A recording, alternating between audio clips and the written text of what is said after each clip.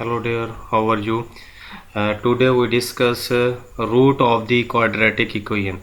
ठीक है, आज हम ये देखेंगे कि रूट्स किसे कहा जाता है। अगर एक इक्वेशन है आपके पास, जैसा कि हम जानते हैं कि अगर हमारे पास ये जो है एक क्वाड्रेटिक इक्वेशन होती है, जैसे मिसाल के तौर पे ये हमारे पास एक क्वाड्रेटिक इक्वेशन है A X square plus B X plus C equal to zero.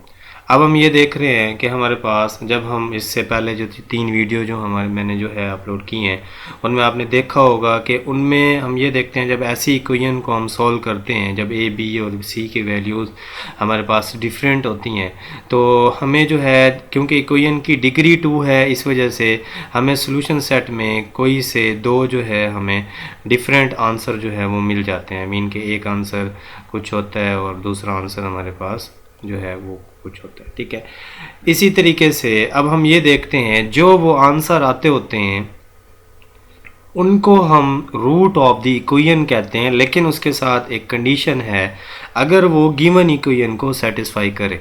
तो फर्स्ट ऑफ ऑल डेफिनेशन देखते हैं। Roots will be called a solution और a root if root of the equation if it is satisfy the equations. ठीक है, it is easy to see that the root are exactly the x-intercept of quadratic functions।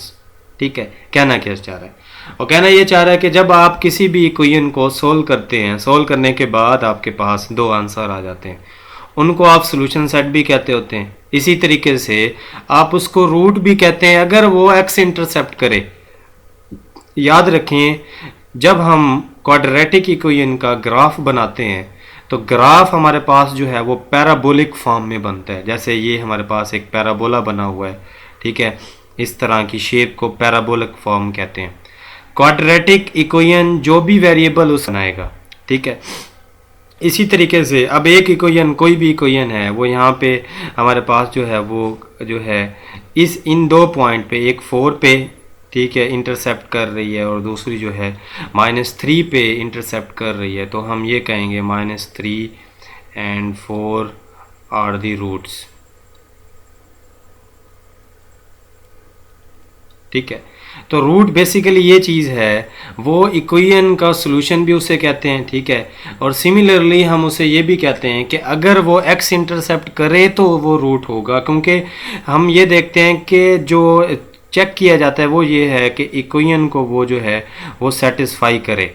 अगर equation को satisfy करेगा तब हम कहेंगे कि ये जो है ठीक है। अगर वो इक्वेशन को सेटिस्फाई नहीं करता तो फिर हम उसे जो है वो रूट नहीं कहेंगे, फिर वो हमारा सोल्यूशन सेट होगा। ठीक है, रूट के लिए इक्वेशन को सेटिस्फिकेशन उसकी जो है वो लाजमी है। अब हम ये चेक करते हैं इक्वेशन को वो सेटिस्फाई कैसे करेगा। एक एग्जाम्पल मैं लेता हूँ, ठीक है। तो वो एग्जाम्पल में हम ये देखते हैं कि हमारे पास एक इक्वेशन है x square -x -20 equal to 0। अब जैसे कि इससे पीछे वाली वीडियो में भी मैंने जो है इसके रूट्स के जो है इसके सोल्यूशन सेट निकाला है हमने, ठीक है। उसका आंसर हमारे पास आया था 5 and -4। अब हमने चेक ये करना है क्या ये रूट है। हमारा टारगेट ये है कि हम ये देखेंगे कि ये जो -4 और 5 जो हैं, क्या ये गिवन इक्वेशन के रूट हैं। तो इन्हें चेक करने के लिए हम ये देखेंगे कि हम पुट करेंगे इस इक्वेशन को, हम कहते हैं ये हमारी इक्वेशन 1 है। ठीक है, जो जिस इक्वेशन से दो आंसर आप निकालेंगे उसी में हम पुट करेंगे। ठीक है, इन आंसर्स को पुट करते हैं, x = 5 वी गेट।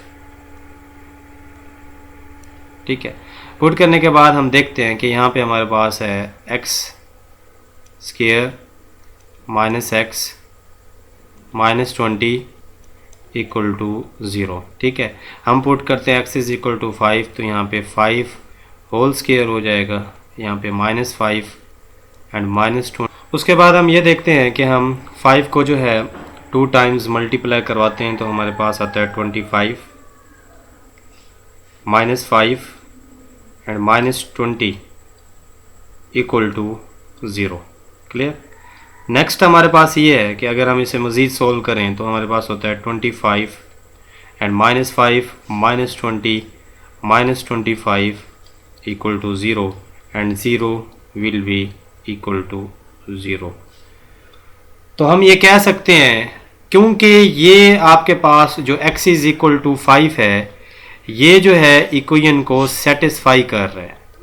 ठीक है, जब इसे सेटिस्फाई कर रहा है तो इसका मतलब ये हुआ गिवन इक्वेशन को अगर वो सेटिस्फाई कर दे, ठीक है, तो हम उसे कहेंगे ये रूट है। तो x इज इक्वल टू 5 हमारे पास ये क्लियर हो गया, ये भी एक रूट है। अब हम चेक करते हैं इसी तरीके से हम जो है चेक करते हैं कि x इज इक्वल टू 4 जो है क्या वो हमारे पास जो है वो रूट है। ठीक है, तो हम पुटिंग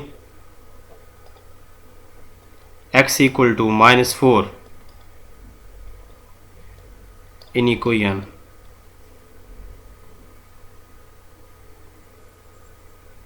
1 चेक करेंगे। उसमें पुट करने के बाद जब हम पुट करते हैं तो हमारे पास कुछ यूं कंडीशन बनती है, -4 whole square -4 and -20 equal to 0। ठीक है, इसे सॉल्व करते हैं, 16 + 4 एंड -20 इक्वल टू 0।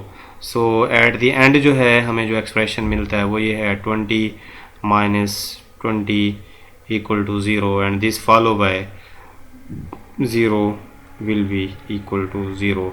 तो x इज इक्वल टू 4 ने भी अब जो है, अब हमने जो कंसीडर किया था x इज इक्वल टू 4, इसने भी सेटिस्फाई किया है गिवन इक्वेशन को। तो हम ये कहेंगे so -4 and 5 are the root of the equation.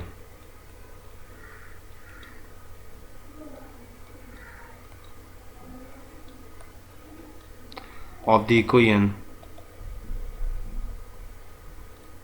A1। ठीक है, तो हम ये कहेंगे कि ये जो है क्योंकि दोनों जो है रूट्स जो हैं ये सेटिस्फाई कर रहे हैं गिवन इक्वेशन को, तो हम इन्हें कहेंगे रूट्स हैं। ठीक है, देखिए याद रखें हमेशा इक्वेशन वहाँ पे 0 हो जाती है जब x इंटरसेप्ट होता है। अब मिसाल के तौर पे जब हम ये देखेंगे हमारे पास जो है, पहली बात तो हमें ये याद रखनी होगी कि जो आंसर जो है वो अगर सेटिस्फाई करे, ठीक है, गिवन इक्वेशन को सेटिस्फाई करे तो हम उसे जो है रूट कहेंगे। अगर वो सेटिस्फाई नहीं करता तो हम उसे रूट नहीं कहेंगे। ठीक है, ये हमारी डेफिनेशन जो है हम इसको लाजमी देखेंगे। सेटिस्फिकेशन जो है वो लाजमी है। क्लियर। उसके बाद ये है हम ये देखेंगे कि हमारे पास जो है अगर कोई इक्वेशन है, इसके बाद उन्होंने डेफिनेशन में ये बताया है कि आपके पास x इंटरसेप्ट जो है, x इंटरसेप्ट जब वो करेगा तब वो रूट होगा। यानी कि ये 4 पे इंटरसेप्ट कर रहा है, -3 पे इंटरसेप्ट कर रहा है, तो हम कहेंगे ये जो है ये एक रूट है। ठीक है, जहाँ पे x इंटरसेप्ट होगा, इक्वेशन x एक्सिस से उसका ग्राफ जाके मिलेगा तब हम उसे कहेंगे। ठीक है, अब एक एग्जाम्पल ली है। ठीक है, एग्जाम्पल लेने के बाद उनमें उन वैल्यूज़ को पुट किया है तो वो 0 कर रही हैं बोथ्स में, तो हम ये कहेंगे ये जो है ये 4 और 5 जो है गिवन इक्वेशन के रूट्स हैं। तो आज का लेक्चर हमारे यहाँ पे ख़त्म हुआ। उम्मीद है आपको मेरा लेक्चर पसंद आया होगा। बेल आइकॉन को भी क्लिक कर दें। ठीक है, इसी के साथ चैनल को सब्सक्राइब कर दें। Take care.